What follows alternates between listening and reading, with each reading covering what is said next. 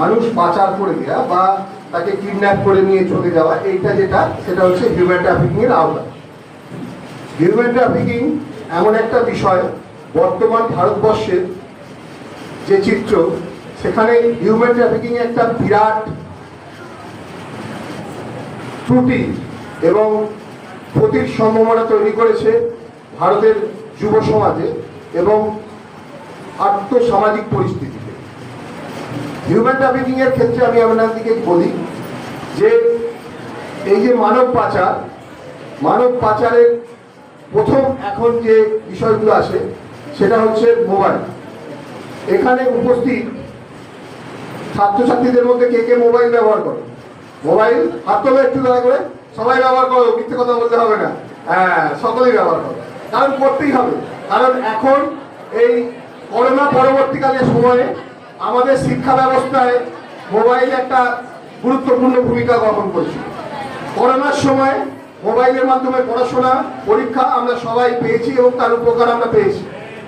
কিন্তু তোমাদের এই কথাটা জানার পিছনে আমার যে মূল কারণ, সেটা হচ্ছে এই মোবাইল হাতে পাওয়ার পরে অনেক ছাত্রছাত্রী আছে যারা সোশ্যাল মিডিয়ায় অ্যাক্টিভ। তাদের ইনস্টাগ্রাম আছে, ফেসবুক আছে, হোয়াটসঅ্যাপ আছে। আগে এই মাধ্যমগুলো ছিল না, তার ফলে মানুষের সাথে মানুষের যোগাযোগটা কিন্তু অনেকটা কঠিন ছিল। এখন কি হচ্ছে, আপনারা যারা ফেসবুক ব্যবহার করেন, সে ছাত্র, যুবক বা টিচার, সকলেই দেখবেন অনেক ফেক আইডি হয়। ফেক আইডি মানে তার সম্পর্কে কিন্তু আপনি কিছুই জানতে পারবেন না। অনেক সময় দেখবেন পাগল ছেলে, দুষ্টু মেয়ে, এইগুলো হচ্ছে ফেসবুকের আইডি। সেখানে কিন্তু প্রকৃত নাম গোপন, একটা অন্য কোনো হিরোয়ের ছবি বা হিরোইনের ছবি, তাদের লেখা রয়েছে পাগল ছেলে, দুষ্টু মেয়ে, মিষ্টি মেয়ে। কিন্তু এই যে সোশ্যাল মিডিয়ার এর মাধ্যমে কি হচ্ছে, সে আপনাকে ফ্রেন্ড লিস্টের মাধ্যমে ফ্রেন্ড লিস্ট পাঠাচ্ছে বা ফেসবুকের মাধ্যমে ফ্রেন্ড রিকোয়েস্ট পাঠাচ্ছে। সেই ফ্রেন্ড রিকোয়েস্ট অনেক সময় যারা ছাত্রছাত্রী আছে তারা না বুঝে অনেক সময় অ্যাকসেপ্ট করছে। তাকে চিনলো না, জানলো না, সেই অ্যাকসেপ্টেন্সের জায়গা থেকে পরবর্তীকালে দেখা যাচ্ছে দুটো একটা চ্যাট হচ্ছে, চ্যাটের মাধ্যমে গভীরতা বাড়ছে, সে খুব ভালো ভালো কথা বলছে, তোমাকে সময় দিচ্ছে। আলটিমেটলি দেখা যাবে যে যে ব্যক্তিটার সাথে তুমি কথা বলছো তাকে চেনো না, জানো না, তার প্রকৃত পরিচয় জানো না। সেই সমস্ত খানাকুল থানার অন্তত আমি একটা এই কিছুদিন আগে, 2 মাস আগের একটা ইনসিডেন্ট, একটা 17 বছরের মেয়ে ওরকম একটি ফেসবুকের মাধ্যমে পরিচয় হওয়া ছেলের সাথে, যার কোনো নাম ঠিকানা জানে না, না তার কোনো পরিচয় আছে, সেই ছেলেটির সাথে মুর্শিদাবাদে দেখা করতে চলে গিয়েছিল বিগত 1 মাস আগে। এখনো পর্যন্ত মেয়েটি উদ্ধার হয়নি। তাহলে কি এটা আপনারা এটুকু বুঝতে পারছেন যে মেয়েটিকে প্রেমের ফাঁদে ফেলে মুর্শিদাবাদে ডেকে নিয়ে যাওয়া হলো, একটা 17 বছরের মেয়ে, স্কুল পড়ুয়া, সেই মেয়েটি মুর্শিদাবাদে কেন গেল? তার ভালোবাসার টানে গেল। সেই মেয়েটি কিন্তু 1 মাস ধরে তার কোনো খবর পাওয়া যাচ্ছে, হয়তো তাকে কোথাও পাচার করে দেওয়া হয়েছে। আজকে পাচার করে দেওয়ার মূল কেন্দ্রে কিন্তু এই মোবাইল। আগে রাস্তাঘাটে অনেক সময় শোনা যেত, আমরা আমাদের ছোটবেলায় শুনেছি যে রাস্তাঘাটে ছেলে ধরা হলো, একা একা বাড়ি থেকে আসতে বাধা দিত। বাড়ির লোক বলতো স্কুল ছুটি হলে একসাথে আসবে, নাহলে তোকে কেউ ভুল বুঝিয়ে নিয়ে চলে যাবে। এবার এই জায়গায় অনেকের মনে হতে পারে যে আমাকে পাচার করে কি করবে। মহিলাদের ক্ষেত্রে বলি যে আপনারা যথেষ্ট বড় হয়েছে, 11-12 পড়ছেন, বলতে কোনো দ্বিধা নেই যে ভারতের পতিতালয়ে বা রেড লাইট এরিয়া, যেটা আমরা বলি বাজে জায়গা, সেখানে কিন্তু প্রতি বছরে 20 থেকে 25 হাজার যে মহিলা পাচার হচ্ছে, সেটা কিন্তু কোনো না কোনো মানুষের মাধ্যমেই পাচার হচ্ছে। এবং 20-25 হাজার মহিলা প্রতি বছরে এই পাচার হয়ে পতিতালয়ে স্থান পাচ্ছে। তাদেরকে ভুল বুঝিয়ে, বিয়ের প্রলোভন দিয়ে, যদি আপনারা কেউ প্রলয় বলে সিনেমাটা শাশ্বত চট্টোপাধ্যায় দেখে থাকেন, সেখানে দেখবেন সুন্দরবনের প্রত্যন্ত একটি গ্রাম থেকে একটি মেয়েকে বিয়ের প্রলোভন দিয়ে তাকে নিয়ে চলে আসা হচ্ছিল কলকাতা সোনাগাছি নামক এলাকায় পাচার করে দেওয়ার জন্য। আমাদের এই প্রত্যন্ত গ্রামে অনেক সময় দেখা যায় বাবা মায়ের দরিদ্রতার সুযোগ নিয়ে অনেক মহিলাকে বিয়ে দিয়ে দেওয়া হচ্ছে 17-18 বছর বয়সের নিচেই, তাদের উজ্জ্বল ভবিষ্যতের আশা। হয়তো দেখা গেল ছেলেটি সোনার কাজ করে দিল্লিতে, মুম্বাই, কি কোনো বন্ধুর মাধ্যমে পরিচয় হলো, তাকে বিয়ে করে দেওয়া হলো, বিয়ে দিয়ে দেওয়া হলো। আলটিমেটলি দেখা গেল তার বিয়েটা একটা প্রলোভন মাত্র, সেই মেয়েটিকে হয়তো দিল্লিতে বা রাজস্থানে কোথাও বিক্রি করে দেওয়া হলো। প্রচুর এরকম উদাহরণ আছে। আপনাদের গোঘাট থানায় যদি খোঁজ নিয়ে দেখেন, দেখবেন প্রচুর 18 বছরের নিচে ছেলে মেয়ে পাচার হয়ে যাচ্ছে, বা তারা কিডন্যাপ হয়ে যাচ্ছে, বা তাদের বিয়ের জন্য অন্য কোথাও নিয়ে চলে যাচ্ছে। আমার বলার উদ্দেশ্য, শুধু কি বাচ্চারা হচ্ছে তা নয়। কিছুদিন আগে পেপারে বেরিয়েছিল বারাসাতে আপনারা সকলেই চেনেন, 24 পরগনার একটা জায়গা, এবং সেই এলাকায় গৃহবধূ নিরুদ্দেশ হয়েছিল 2432 জন এক বছরে। এবং তাদেরকে, যেটা চিন্তার কথা, যে এই যে গৃহবধূ, তারা কিন্তু কেউ নাবালক নাবালিকা নয়, তারা গৃহবধূ, কিন্তু তারা কি হয়েছে না, তাদের একটা গ্রুপ আছে যারা কি করছে, এই ফেসবুকের মাধ্যমে টার্গেট করছে গ্রামের মহিলাদিকে, এবং যাদের তারা টার্গেট করছে তাদের সাথে কিছুক্ষণ ধরে বা কিছুদিন ধরে চ্যাট করছে। পরবর্তীকালে তাদেরকে বিবাহিত মহিলাদিকে বিবাহের প্রতিশ্রুতি দিয়ে, বা তাদের একটা সোনালী স্বপ্ন এঁকে দিয়ে যে আমি এই করি, কারণ তার সাথে কোনো যোগাযোগ নেই। একটা দেখা গেল বড় বাইকের সামনে কি একটা গাড়ির সামনে একটা ছবি দিয়ে বললো যে এটা আমার গাড়ি, এটা আমার বাড়ি। তারা তো দেখা করছে না, হয়তো একদিন আপনার সাথে দেখা করতে এলো, আপনার 5 স্টার হোটেলে খাওয়ালো, পেট করে দিয়ে চলে গেল। আপনি শুধু একদিন দেখলেন, বাহ ছেলেটি তো খুব ভালো ব্যবহার, আমাকে খাওয়ালো, দাওয়ালো, আমাকে গিফট কিনে দিল। পরবর্তীকালে দেখা গেল যে আপনাকে বললো যে তুমি ওই ছেলেটির সাথে, ও তোমার স্বামীর সাথে কেন আছো, তুমি চলে এসো, আমি তোমাকে বিয়ে করবো। ছেলেটির মেয়েটি ভাবলো যে আমার সোনালী স্বপ্ন হাতছাড়ি দিচ্ছে, চলে গেল অজানা ভবিষ্যতের দিকে। 2432 জন, আমি খুব দায়িত্ব নিয়ে বলছি, যদি আপনারা না জেনে থাকেন, আনন্দবাজার 14 জুন 2025-এ দেখবেন, সেখানে বারাসাতে পুলিশ চিন্তিত যে 2432 জন মহিলা নিরুদ্দেশ হয়েছে, স্বামী ছেড়ে, পুত্র ছেড়ে, অজানা ভবিষ্যতের দিকে। হয়তো আমি বলছি না যে সবাই 2432 জনই পাচার হয়ে গেছে, কিন্তু এখন এটা ট্রেন্ড, যেটা এখন বলে ট্রেন্ড উঠেছে। ট্রেন্ড ওঠা এই যে সিস্টেম, এটা কিন্তু খুব ভয়ানক। ছাত্রছাত্রীদের আমার বলার উদ্দেশ্য যে তোমরা অবশ্যই তোমাদের স্কুল বন্ধু থাকবে, কিন্তু এমন কোনোভাবে সোশ্যাল মিডিয়ার মাধ্যমে বন্ধুত্ব করো না, বা অন্ধভাবে কাউকে বিশ্বাস করো না, যার জন্য তুমি পিতা মাতা বা তোমার পরিবারকে ছেড়ে, তাদেরকে না জানিয়ে অজানা ভবিষ্যতের দিকে পা রেখো না। ভবিষ্যৎ তোমাকে কোথায় নিয়ে যাবে ঈশ্বর করুন, যে অবশ্যই ভালো জায়গায় হোক, কিন্তু তুমি জানবে না যে তোমার স্থান কোথায় হবে। আর একটা বলি ছেলেদের ক্ষেত্রে, এবং নাবালক ছেলেদের ক্ষেত্রে, শিশুদের ক্ষেত্রে, আপনারা দেখবেন অনেক সময় ট্রেনে, বাসে, প্ল্যাটফর্মে, এবং এছাড়াও বাস স্ট্যান্ডে মাঝে মাঝে দেখবেন কোলে বাচ্চা নিয়ে কোনো মহিলা ভিক্ষা চাইছে, কিংবা দেখবেন একটা চোখের মানে দৃষ্টিশক্তি নেই, পা খোড়া, এরকম লোক ভিক্ষা চাইছে।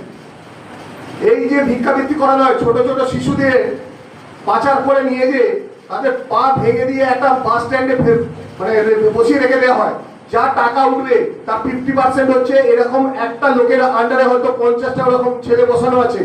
কলকাতায় এটা একটা ব্যবসা, যে 50টা ছেলেকে সেইভাবে বসিয়ে রেখেছে, সারা দিনে যে পয়সা রোজগার হবে তার 50% সেই লোকটা নিয়ে নেবে, তোমাকে শুধু খেতে পড়তে দেবে এবং একটা জায়গায় থাকতে দেবে, পরের দিন আবার বাস স্ট্যান্ডে বসিয়ে দিয়ে যাবে। বাচ্চা ছেলেরা দেখবেন, এই কিছুদিন আগে শিয়ালদা স্টেশনে একটা ধরা পড়েছিল, 3 বছরের বাচ্চাকে বলছে সে অসুস্থ, তাকে ঘুমের ওষুধ খাইয়ে রেখে দেওয়া হয়েছে। যখন স্টেশনে ধরা পড়েছিল তখন জানা গেল সে তার মা নয়। ওই বাচ্চাটার সিম্প্যাথি বা সহানুভূতিকে আদায় করে বাচ্চাটাকে ঘুমের ওষুধ খাইয়ে সেই মহিলা ট্রেনে ঘুরে ভিক্ষে করছে, এবং সারাদিনে হয়তো 800 কি 1000 টাকা রোজগার করছে। পরের দিনে বাচ্চাটাকে ঘুমের ওষুধ খাইয়ে আবার কোলে করে নিয়ে বেরিয়ে আসছে। এটা একটা ব্যবসায় পরিণত হয়েছে, এবং এই ব্যবসাটার জন্য বাচ্চা ছেলেদিকে নিয়ে যাওয়া হচ্ছে সেখানে, তাদের কারো চোখ নষ্ট করে দেওয়া হচ্ছে, কারো হাত ভেঙে দেওয়া হচ্ছে, কারো পা ভেঙে দেওয়া হচ্ছে, দিয়ে কি করা হচ্ছে, ভিক্ষাবৃত্তি করানো হচ্ছে। এবং এই ব্যবসায় প্রচুর লাভ, প্রচুর মুনাফা, কারণ কোনো ইনভেস্টমেন্ট নেই, সে ঘরে বসে থাকবে, তার হয়ে 50টা ভিখারি রাস্তায় ঘুরবে, 50টা ভিখারি থেকে 50,000 টাকা রোজগার, সেই 50টা ছেলেকে খাওয়াতে পড়াতে সারাদিনে ক টাকা খরচা হবে। 5,000 10,000, তাহলে একটা লোক একদিনে 40,000 টাকা রোজগার করবে, শুধু বাচ্চাগুলোকে পাচার করে নিয়ে যেয়ে নষ্ট করে দেবে এবং তাদের ভবিষ্যৎ এবং তাদেরকে গিয়ে ভিক্ষাবৃত্তি করা। এগুলো আপনাদেরকে ভাবতে হবে এই জন্যই যে আপনারা স্কুলে আসছেন, আপনারা শুধু স্কুলে এসে নিজস্ব পড়াশোনার জন্য নয়, যারা পড়াশোনা শিখতে পারেনি, যারা এই বিষয়গুলো জানতে পারে না, যারা এই সম্পর্ক ওয়াকিবহাল নয়, আপনাদের কাছে আসার মানে ইচ্ছা এই জন্যই যে আপনাদের এখানে হয়তো 100 জন আছেন, কিন্তু আপনারা এই কথাগুলো 1000 জনের মধ্যে ছড়িয়ে দিতে পারবেন যে এই সমস্যা হচ্ছে। প্রাপ্তবয়স্ক মানুষরা ভুল করছে, কারণ বারাসাতের মতো জায়গা থেকে আমরা অন্তত এইটুকু শিক্ষা পেয়েছি যে শুধুমাত্র নাবালক নাবালিকা নয়, মানুষের ঐকান্তিক ইচ্ছা বা অজানা স্বপ্নকে বাস্তবায়িত করতে গিয়ে মানুষ কিন্তু বিপদে পড়ে যাচ্ছে।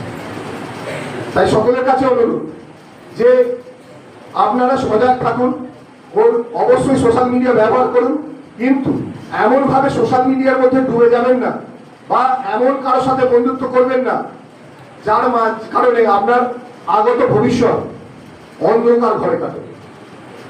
সেটা আপনাদেরকে সিদ্ধান্ত নিতে হবে যে বন্ধুত্ব অবশ্যই করবেন, তাকে জানুন, তাকে চিনুন, তার সাথে পরিচয় করুন, যোগাযোগ রাখুন, কিন্তু সেই মানুষটাকে না চিনে না জেনে অজানা ভবিষ্যতে পা বাড়াবেন না। আর এটা শুধু ছাত্রছাত্রীদের জন্য নয়, এটা সমস্ত মানুষের জন্য। কারণ পাচার শুধু যে ছাত্রছাত্রী হচ্ছে তা নয়, অনেক বিবাহিত মহিলারা হচ্ছেন, অনেক মানুষ প্রতারিত হচ্ছেন। সেই কারণে আমাদের বিহারের পক্ষ থেকে এটুকু বলবো যে হিউম্যান ট্রাফিকিং এর বিষয়ে যে সজাগ থাকুন এবং নিজেকে এবং নিজের পরিবেশকে সুস্থ রাখুন। এটা হলো আমার প্রথম টপিক, হিউম্যান ট্রাফিকিং এর বিষয়। এরপরে আরেকটা ছোট্ট বিষয় আপনাদের সামনে তুলে ধরবো, সেটা হচ্ছে বাল্য বিবাহ। বাল্য বিবাহ জিনিসটা প্রতিরোধ আইনটা, বাল্য বিবাহ প্রতিরোধ আইনটার বিষয় বলি। প্রতিরোধ আইনটা এই জন্যই বলছি যে বাল্য বিবাহ আগে হতো, বর্তমানে সেটা বন্ধ হয়েছে এবং সেই বাল্য বিবাহ প্রতিরোধ আইনের আইনি সাজা একটা আছে যে 18 বছরের নিচে মহিলাদের ক্ষেত্রে এবং ছেলেদের ক্ষেত্রে 21 বছরের নিচে বিবাহ করা যাবে না। এটা হচ্ছে আইনত বাধা। আইনত বাধাটা থাকা সত্ত্বেও আমরা গ্রামে শহরে সমস্ত জায়গাতেই দেখি অনেক ক্ষেত্রেই 18 বছরের নিচে এবং 21 বছরের ছেলেরা প্রেম ভালোবাসার মাধ্যমে আবদ্ধ হচ্ছে। অনেকেই আমাদেরকে ফোন করে বলে, দাদা 18 বছর ঠিক হয়নি, 17 বছর হয়েছে, কোনোভাবে কি আমার যে গার্লফ্রেন্ড আছে তাকে 18 করে বিয়ে করে দিয়ে দেওয়া যাবে না? এটা এখন অনেকেই বলে। ছেলের বয়স হয়তো 21 হয়নি, সহপাঠী ছেলেটিও বলছে আমিও 19, আমি যাকে ভালোবাসি সেও 19, কিন্তু আইনত সেখানে বাধা আছে। 21 বছরে ভারতীয় সংবিধানে আপনাদেরকে বাধা দিচ্ছে যে 21 বছরের ছেলে এবং 18 বছরের নিচে কোনো মেয়ে বিবাহ করতে পারবে না। তার একটা কারণ আছে, সংবিধানকে তৈরি হচ্ছে সেটা তো সমাজের উপরে দৃষ্টি রেখে সকলের মঙ্গলের জন্যই। তো কেন হবে না? কারণ 18 বছরের নিচে যারা এখানে বসে আছো, 15 থেকে 17, 18 হয়তো অনেকেই আছো, সেক্ষেত্রে একটা শারীরিক কাঠামোর দরকার হয়। কারণ বৈবাহিক সম্পর্ক তৈরি হওয়া মানেই সে যে বাড়িতে যাবে সেই বাড়িতে কিছু কেমন কাজকর্ম তো থাকেই, তার সাথে এটা বলতে কোনো দ্বিধা নেই যে ফিজিক্যাল রিলেশনশিপ হওয়া মানে সে মাতৃত্বের স্বাদ পাবে। কিন্তু 18 বছরের নিচে কেউ মাতৃত্বের স্বাদ নিতে গিয়ে অসুস্থ হয়ে যাবে বা তার শারীরিক কাঠামো তাকে সেটা পারমিট করে না, এটা আপনাদেরকে ভাবতে হবে। 18 বছরের নিচে কোনো মহিলা পরিপূর্ণভাবে শারীরিক সম্পর্ক তৈরি করার মতো প্রস্তুত নয়, অন্তত ভারতীয় জলবায়ুতে। কারণ সেই শারীরিক সম্পর্ক থেকে মাতৃত্বের যে সমস্যাগুলি আসে, কারণ 18 বছরে বিয়ে হলো, দেখা যাবে তারপরে 19 বছরে তার বাচ্চা হবে, সেইটা কিন্তু তবু সম্ভব। কিন্তু 16 বছরে যদি বিবাহ হয়, 17 বছরে মাতৃত্বকালীন একটা ফেজের মধ্যে দিয়ে যেতে গেলে কিন্তু তার দেখা যাবে অনেক সময় মা গর্ভধারণ করেছে এবং তার সন্তান প্রসব করতে মারা গেছে।